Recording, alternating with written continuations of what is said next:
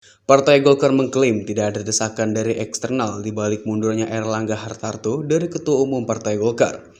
Sebelumnya Erlangga menyebut alasan pengunduran dirinya adalah untuk menjaga keutuhan Partai Golkar dalam rangka memastikan stabilitas transisi pemerintah. Erlangga menekankan pengundurannya terhitung sejak Sabtu malam 10 Agustus yang lalu. Selanjutnya Erlangga menegaskan DPP Partai Golkar akan segera menyiapkan mekanisme organisasi yang sesuai dengan ketentuan ADART organisasi yang berlaku. Dasko mengatakan ada sejumlah pertimbangan di balik mundurnya Erlangga, salah satunya fokus sebagai Menko Perekonomian.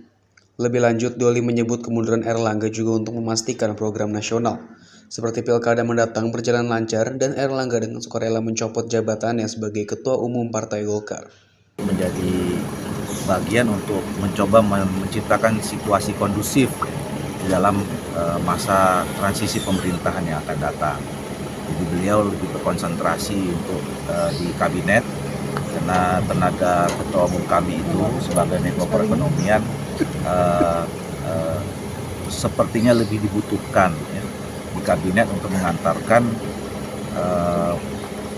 masa transisi pemerintahan ya, karena banyak sekali program-program yang disiapkan sebagai program lanjutan untuk menjaga kesinambungan visi misi program dua periode Pak Jokowi Ma'ruf Amin dan kemudian nanti ke depan Pak Prabowo dan Pak Gibran. Tapi ini pengunduran diri ini kan setelah Pilpres dan ini sedang menuju Pilkada nih Bang, apalagi Jakarta kan lagi ramai-ramai juga. Nah ini gimana Bang? Ya justru untuk menjaga itu semua ya, supaya agenda-agenda partai Golkar, agenda nasional ya termasuk pilkada supaya lebih smooth ya, lebih terjaga gitu. Maka ketua umum kami dengan ikhlas, dengan sukarela menyatakan mundur dari ketua umum di Partai Golkar. Alasan lain selain itu tadi ada lain nggak Pak? Selain untuk menjaga pemerintah pilkada gitu.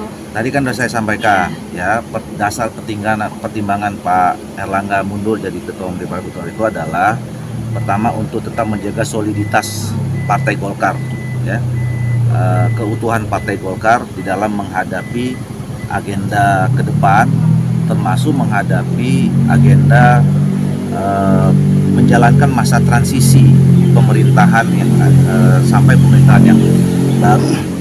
Jadi Pak Erlangga lebih memilih konsentrasi sebagai Menko Perekonomian karena banyak program-program yang memang harus disesuaikan, yang itu juga menjadi tugas dan tanggung jawab Pak Erlangga ya. Jadi transisi di masa kepemerintahan Pak Jokowi ini kan harus juga dituntaskan dan harus disinambungkan dengan program pemerintahan yang akan datang di bawah Pak Prabowo kan dan Pak Gibran.